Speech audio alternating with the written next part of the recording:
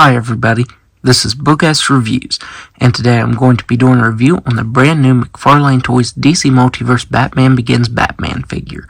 So before we take a look at Batman, let's go ahead and take a look at the accessories that he comes with.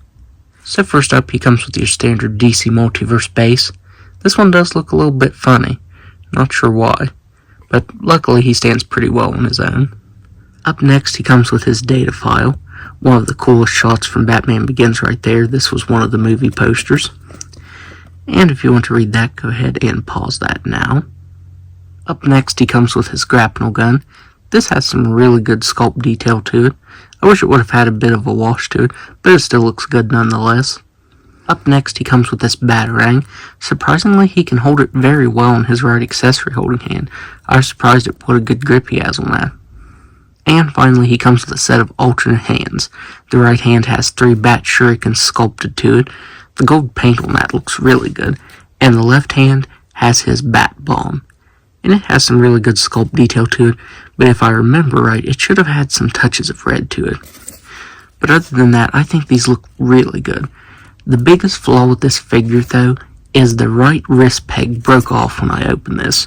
After I trimmed the ties off and took him out of the plastic tray, his hand just fell off. So that is very unfortunate. I had to replace this peg, and then the other peg didn't match this one, so I had to replace this one as well. So this figure has 2 new ball pegs. Luckily, the figure that I used it from, I think I matched it up pretty well. The colors aren't an exact match, but now I can move his hands without a fear of them breaking. The right one was so fragile it's not even funny, and the left one probably was too. I didn't even attempt to move it before I switched it out. So yeah, if you get this figure, definitely be careful moving the wrists because they are extremely fragile. So now let's go ahead and take a look at the head sculpt. So taking a look at the head sculpt, I think McFarlane Toys did an awesome job at sculpting and painting it. The cowl looks really good, and I think the likeness to Christian Bale looks really good. You can only see the eyes and the mouth underneath the cowl, but from what's sculpted and painted, I think it really looks like him.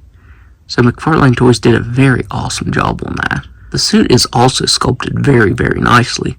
All of the little patterns on the armor and everything looks really good, and in between the armored pieces, you also get a really awesome texturing. The texturing up here looks very nice. McFarlane Toys did a really good job on that. The figure has a very nice wired cape. This is the same material as the Skydive Batman, the Platinum version. I do wish it would have been a little bit wider. It's still pretty wide, but that one was wider.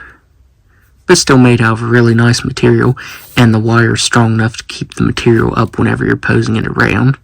Even the back of the figure is sculpted really nicely. All of the armor pieces are sculpted really well, and then you get some more of that texturing. The only complaint that I have is I wish they would have put the Made in China on the bottom of the feet instead of right here on the back. You're really not going to see it if you have the cape down, but if you're posing the cape around, then you will definitely notice that. I feel like that is really noticeable with the cape up. There's not a whole lot of paint to this figure, but what is on it looks good. I think McFarlane Toys matched the color of the belt up with the gadgets, and that looks really good. You get some touches of black up here to the gloves, which I thought the bottom part, I thought it was glossy black too, but I could be remembering that wrong. And you also get glossy black for the boots, again with some really awesome sculpt detail to it. If I remember right, the texturing that goes down the sides and the inside of the boots, I think that was supposed to be gray. I'm not 100% sure, but I feel like there were some touches of gray to the boots if I remember right. And surprisingly, he actually has sculpted treads to the bottom of his boots. I was surprised at that, but you actually even get some sculpt detail to the bottom of them. So now, let's go ahead and go over his articulation. He has a ball-jointed head that can look up all the way. He can look down all the way. He can move his head side to side and all the way around. And I know the cowl isn't quite accurate to how it looks in the film, but I like the way that McFarlane articulated this. You can actually get him looking up and down and all the way around very nicely. He has shoulders that can move all the way out. The shoulder pads here are very rubbery material, so it doesn't hinder the articulation. He has very nice butterfly joints. Swivel at the bicep. Sounds a little tight, but it does move. He has double jointed elbows that can bend in all the way. With these new wrists that I put on, he can move up and down and spin all the way around very nicely. He has a ball jointed diaphragm and waist that can move back all the way. He can crunch forward a little bit. He can move side to side up here and down in the waist and all the way around very nicely. Now the hip joints are really tight. He does have articulation, but man, it feels really fragile. So he has hips that can move out all the way. He can kick forward that far. Makes an awful noise when you do that. He can kick back that far. He barely has a thigh swivel. I really wish that would have been improved. He has double jointed knees that can move back that far, and ankles that can move down all the way, up all the way, spin all the way around, and toe articulation that can move up that far.